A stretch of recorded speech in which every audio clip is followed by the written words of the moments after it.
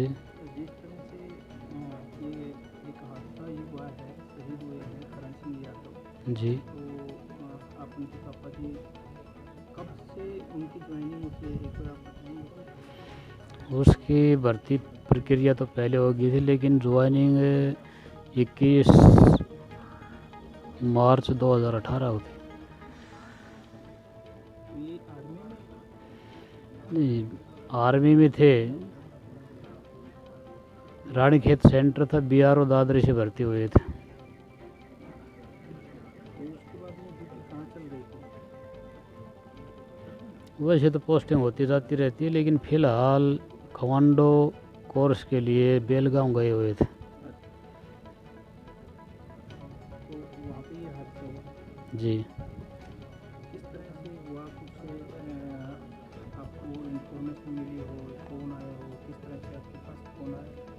मेरे को 23 तारीख को कॉल आई थी। बोल रहे थे कि जी मैं पिथौरागढ़ से बोल रहा हूँ। उन्होंने मेरा एड्रेस पूछा। आप करण के पापा बोल रहे हो? जी। उन्होंने नम्र शब्दों में मेरे से कहा कि जो लड़का आपका ट्रेनिंग के लिए गया हुआ था, वो ट्रेनिंग के दौरान स्विमिंग में तैराकी कर रहा था, और तैराकी करते करते वो गहरे पानी में निकल गया। वो गंभीर अवस्था में है, डॉक्टरों की देख रेख में है, आप धैर्य रखना, ये शब्द बोले। ये कब कंफर्म हुआ था कि शहीद हो चुके हैं अभी तक तो देश की? उस वक्त तो उन्होंने यही कहा था कि डॉक्टरों की देख रेख में है, लेकिन नाजुक हालात में है। और उसके बाद फिर मणिपुर से एक फ़ोन आया था, उसके सीनियर था या जूनियर था, जो भी था साहब, उसका आया था कि भाई ऐसे ऐसे घटना हो गई, कल शाम तक पहुँचेंगे। तो जैसे कि आज उनका अंतिम संस्कार किया है दाह, तो काफ़ी सारे लोग आए हैं, तो गवर्नमेंट की तरफ से कोई, दुष्यंत चौटाला जी भी मुख्यमंत्री यहाँ पे पहुँचे थे, तो जी हाँ, आए थे। क्या कुछ यहाँ पे उनको मिलेगा परिवार को? मांगे रखी थी हमने कि क्या क्या उन्होंने कुछ कहा, क्या क्या मांगी थी आपकी?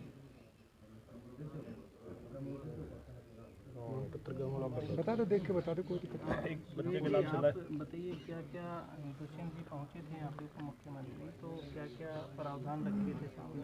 दुष्यंत जी से समस्त ग्रामवासियों ने शहीद परिवार की सहानुभूति के लिए, शहीद के नाम से स्कूल को चेंज करने के लिए बोला गया था, एक लाइब्रेरी खोलने के लिए बोला गया था, एक स्टेडियम देने के लिए बोला गया था शहीद के नाम से, क्योंकि ये और शहीद का जो नारनौल रोड है उसके घर तक रास्ता पक्का करने की, क्योंकि गांव की पहली शहादत थी, इसलिए गांव ने ये शहीद का नाम करने के लिए, इसके परिवार को सहानुभूति करने के लिए ये चीज़ें मांगे रखी थी, जिस मुख्यमंत्री जी ने आश्वासन दिया है कि उनका लाइब्रेरी कमरा दे दो, उसको जल्द से जल्द कर दूंगा, मेरे रास्ता भी बहुत जल्द कर दूंगा। ये आश्वासन देकर ग्रामवासियों के साथ वो चले गए। गांव में पहला शहीद हुआ?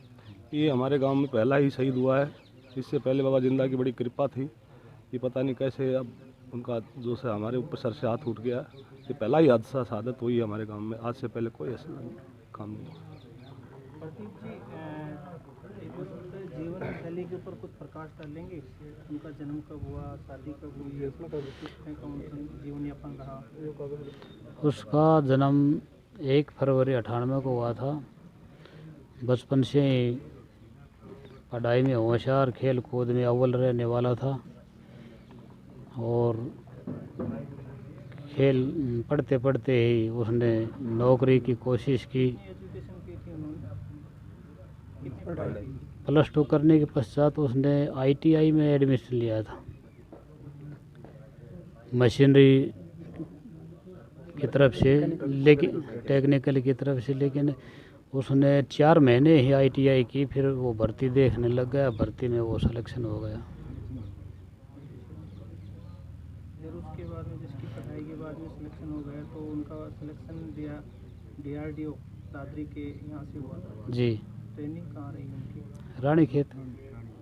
शादी कब हुई थी सर इनकी? शादी 25 नवंबर 2020 को। बच्चे 25 नवंबर कितने 2020 बच्चे होंगे? करण सिंह के। और ये मुझे गर्व है कि मेरा एक लड़का था वो देश के ऊपर शहीद हो गया। अगर और भी होते तो हम देश को न्यौछावर कर देते, देश को समर्पित कर देते। नहीं, एक ही बात है। आपके गांव में पहली एक शहादत हुई है, शहीद हुआ है, क्या कहना चाहेंगे? देश के लिए, गांव के लिए, ज़िले के लिए बड़ी गौरवंत की बात है जो देश के लिए शहीद हुआ। पर परिवार के लिए, खुद के लिए इतनी बड़ी हानि हुई है कि हम बोलने लायक ही नहीं कुछ। घर में एक ही बेटा था और वो देश के लिए न्यौछावर हो गया। ये बहुत बड़े गौरव की बात है।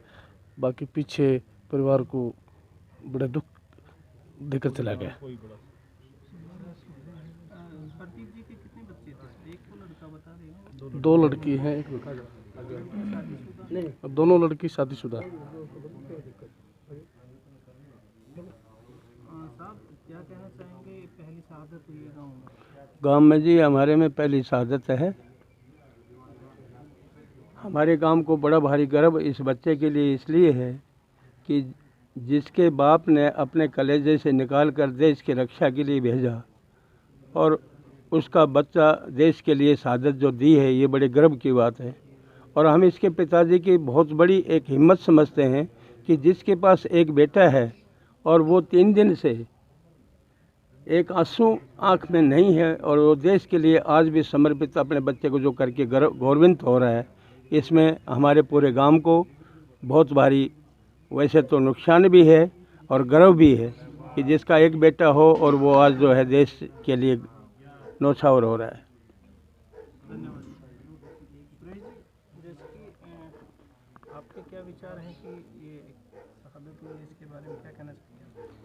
मैं इस पूरे गांव को, पूरे ज़िले को, पूरे देश को ही सबसे पहले भी गर्व तो है कि बच्चे ने देश के लिए जान न्यौछावर की है अपनी। लेकिन गांव तो पूरा नम आँखों में है।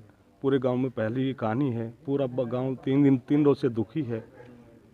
तो इसमें गांव को दुख तो है ही है, लेकिन प्लस उसका जो गांव का, ज़िले का, जो स्टेट का नाम किया है, उसके लिए हमें बहुत गर्व है।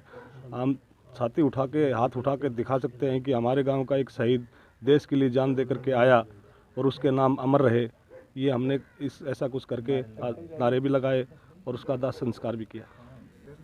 सर, जिस तरह से आपके पास में बीजेपी की साइड से एक दायित्व भी है, भोजवास मंडल के अंतर्गत आता है और ये भोजवास मंडल के अंतर्गत ही आपका सुंदरी भी आता है। तो अभी जो दुष्यंत जी जो कुछ यहाँ पे आश्वासन देके गए हैं, क्या संभावना है ये काम कब तक पूरा हो जाएगा? आपको अगर कुछ बता पाएंगे सर? दुष्यंत जी ने हमें आश्वासन दिया है कि आप कमरे का नक्शा बना के मेरे को 2-4 दिन में भेज दो। एक लड़के की ड्यूटी लगाई है सरपंच साहब के, देश राज को बोला गया है कि एक कमरे का हमें दो, हम इसको जल्द से जल्द 2 महीने के अंदर इस लाइब्रेरी को पूरा करेंगे। और इस रास्ते की तो बोला पंचायत से बोल के गए हैं कि बहुत जल्दी ही पूरा करेंगे।